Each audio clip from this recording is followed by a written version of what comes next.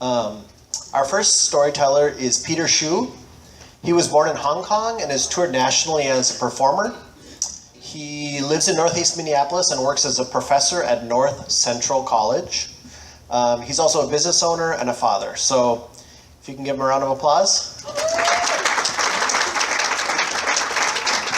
Thank you, Nathan. Well, thanks for coming to hear our stories. How many of you eat Chinese food? So we already have something in common. By the way, the fortune cookie is not from my country. It was actually a Japanese thing that the Western Americans, let me see if I can remember how it goes. It's like this kind of pancakey thing that's actually really big. And then the Chinese restaurants kind of took it over and made this other thing. So like when I first came to this country, I didn't know what that was. And then I got really confused that there was paper in it. So I was actually born and raised in Hong Kong, back when Hong Kong was under colonial rule, under British rule. So growing up in Hong Kong, we had to learn both Chinese and English from kindergarten on. But my English teachers were Cantonese, and they had a really thick accent, Chinese accent, and then a British accent on top of that. But it's not a pure British accent. It's like this Hong Kong British accent thing. So it was this Hong Kong Cantonese British thing that I came to Egan with. Needless to say, I had to relearn the language altogether, all over again. I was born to divorced parents. Actually, my mom left when I was a year and a half. She moved to Switzerland, to Geneva, when I was 1.5. So I was raised by my grandparents in Hong Kong, a metropolis of 6.5 million people. About the size of, smaller than the Minneapolis-St. Paul metro area. So if you can imagine the entire state of Minnesota, add about 1.5 million people, and then stuff us all into the city. That's what. I grew up in a concrete jungle. When I came to Egan, I couldn't believe there was so much grass. Because we had no grass. We would go to the park and it's all concrete with trees. I was the only child growing up in Hong Kong. I went to a Catholic semi-private school. My father had 4 siblings, and all of them, by the time I was growing up, had all left Hong Kong. We had 2 in the U.S., 1 in Minnesota, 1 in Boston, and then another uncle in Toronto, and then another aunt in Australia. So my first trip outside of Hong Kong was actually to go to Australia when I was 4.5, to go to Sydney and Melbourne. We immigrated to the United States in '86 with my dad and stepmom and grandpa and myself. And then my half-sister was born a year later at Fairview, Burnsville. She is 31. Yeah. So you can imagine my culture shock from this metropolis, basically the New York of the East, to Egan in the 80s when they didn't even have their own school system. They bused me to Rosemount Middle School in 7th grade, one of 2 Asian kids in the whole place. So the boys were rough. They had never met a Chinese kid, but at the school dances, though, I was popular with the girls. Every girl wanted to get a dance with the Chinese kid. And then we moved to East Bloomington, and that party was over. I was just nobody. The girls weren't interested.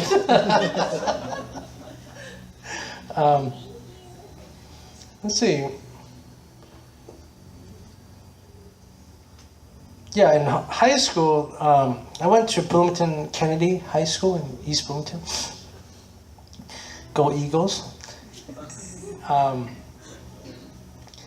It was weird. At Kennedy, the majority of the Asian kids there were Southeast Asians, and they were in the ESL program. But the school put all of them on the third floor, with their own lockers, all on the third floor. So it was a segregated school. But I was not ESL. I was in the general population. So really, it was me and this other kid named Jeff Wong, who played football, and he was a little guy. I don't know how that happened. And then this other girl named, her name was Karen, adopted Korean girl, in the honors program, same as I was. So I had to hang out with the African American brothers, and got into hip hop culture and go to dance clubs and such. Let's try to not listen to gangster rap when everybody else was, kind of thing. That's a part of me that I don't think many people know about. Now you guys are in the privileged few. How I spend my time as an adult is I'm a professional musician in jazz, gospel, Latin music, and world music. I'm a music professor by day, musician by night, and an entrepreneur. We own 4 businesses between my wife and I in various things. Question Nathan sent to us was, how can the audience be better neighbors and co-workers for Asian American brothers? I had some points. Really, the biggest thing is to understand that cultural differences are wide. If you just take a Minnesotan and a Wisconsinite and you get them in the same room, first of all, you're going to have one big disagreement. Yeah. And you know what that is, right? Packers. Yeah. But even beyond that, I found that cultural differences, when we think that there's some, that there's sameness is a farce to me. Because even if you take 2 different families from the same city, they're going to have different family traditions about holidays and food and such. My godparents were Norwegian and Swedish, Minnesotans, grew up in Brainerd, and when my godmother, just give you a little piece of that, was my dad was in international trade, okay? And in the 80s, there was like one company that was doing international trade, which was Norwest Bank. Who remembers Norwest Bank? That's before Wells Fargo bought them out, right? Norwest Bank had an international banking division, so my dad had like literally the only job about international trade in the town, and he was working for Norwest Bank. Next thing you know, they shut down the entire international banking division. Because they were like, oh, we're competing with Citicorp, so we're not going to do that anymore. So my dad had to move to New York because that was his work, and that's where he's going to find work. At that time, I was already in the musicians union. I was performing. I was making money as a junior in high school. So they decided to let me stay, and I ended up staying with my best friend in high school's family, and they became my godparents. Well, when my godmother was in nursing school, and we were, there were 3 teenagers in the house. Who's got teenagers? They eat just a little bit, maybe.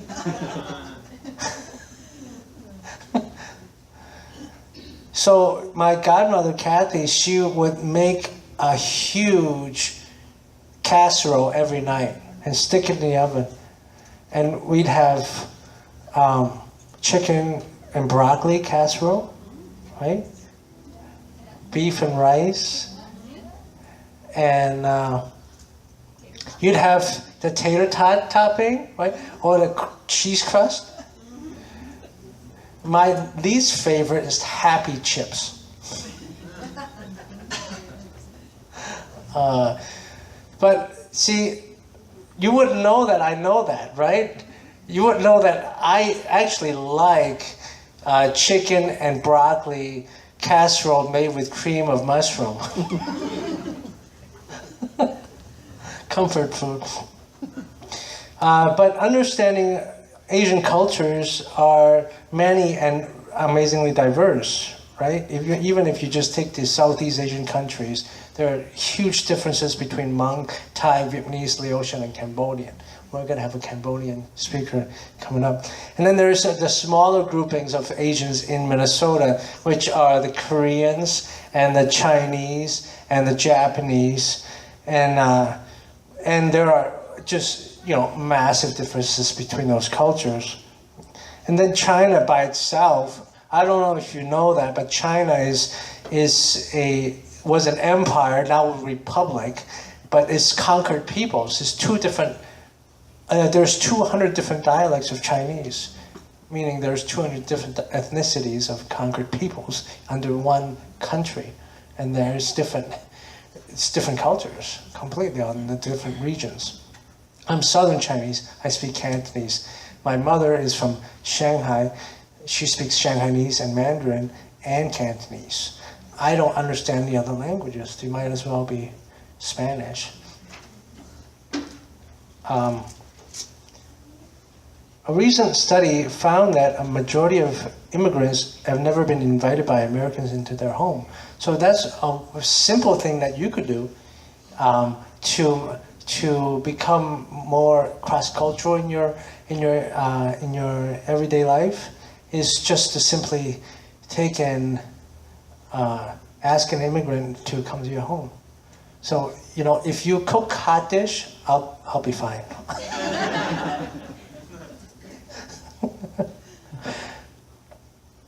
And then if you have co-workers, from work that are from different cultures, ask them to, what's your favorite restaurant that you go to? I just asked Manny that, and I love King's.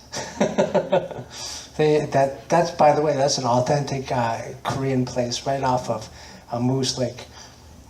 If you've never been there, you gotta go.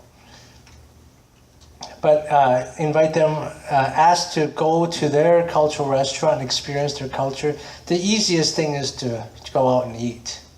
Now you have to try new foods, but most places around here have the alternatives for people that doesn't eat, very spicy things or whatnot.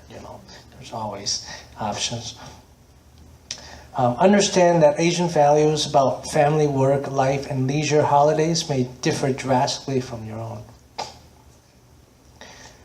Living cross-culturally is an intentional act and so much fun, Just start with simple things: food, music, holidays, and just make new friends.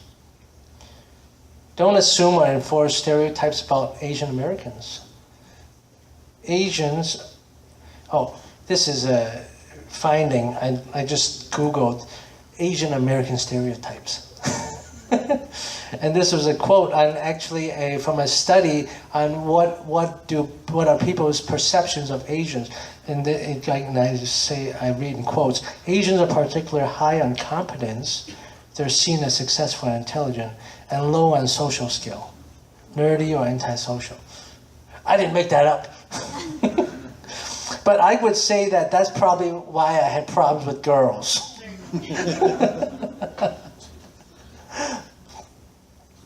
While it is true that Asian cultures value education, it's not true across the board. when we speak of Asian Americans, we're talking about many cultures across many ethnicities and nationalities. We're actually talking about a third of the entire world, if you count India, which is also in Asia, right? So as much diversity as there is in values about in America about education, work, employable skills, social skills, and leadership skills, so there is within Asian communities. There are no such thing as stereotypes if you're talking about 2.5 billion people. Okay? So that's about what I had. Nathan?